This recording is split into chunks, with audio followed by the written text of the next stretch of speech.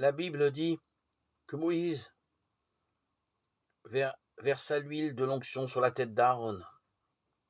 Il l'oignit et le consacra. Lévitique, chapitre 8, verset 12. L'huile de l'onction contenait des aromates mélangés aux huiles de myrrhe, de cannelle et de cassier.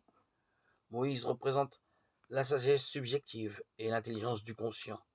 L'huile de l'onction, la sagesse de Dieu illuminant l'intellect de l'homme. On dit alors qu'il est oint et consacré. Verser l'huile est une expression figurative, une métaphore. C'est le langage de la Bible dont le sens psychologique doit être dégagé pour être convenablement compris.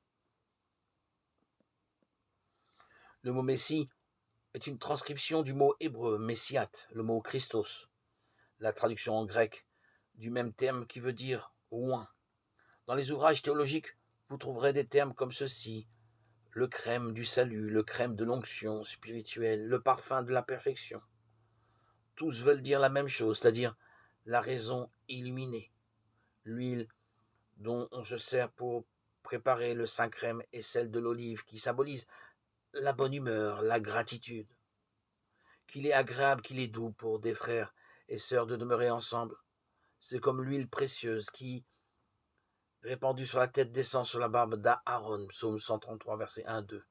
L'huile et les parfums réjouissent le cœur comme la douceur d'un ami, proverbe 27, 9. Des choses extérieures telles que l'huile, le crème, le parfum, servent à représenter la grâce, la beauté et l'amour de Dieu, s'exprimant à travers l'esprit et le cœur de l'homme. Sans doute avez-vous remarqué l'odeur qui se dégage d'un jardin après la pluie. Vous connaissez le doux parfum de la rose et vous avez sans doute respiré l'air salé de l'océan. N'est-ce point aussi par le sens olfactif que nous communiquons avec la beauté du monde qui nous entoure? De même, devons-nous respirer le parfum de la divinité en méditant sur tout ce qui est vrai, beau et de bon aloi, pas plus que nous ne pouvons réprimer le parfum d'une rose. Nous ne pouvons réprimer la joie qui nous inonde lorsque notre prière est exaucée. Comme ton amour vaut mieux que le vin, et combien tes parfums sont plus suaves que tous les aromates. Tes lèvres distillent le miel, ma fiancée. Il y a sous ta langue du miel et du lait. Et l'odeur de tes vêtements est comme l'odeur du Liban. Cantique des Cantiques, chapitre 4, 10-11. Ici, l'écrivain inspiré nous enseigne à prier. Il nous dit que cela est semblable à la cour qu'un amoureux fait à une femme aimée.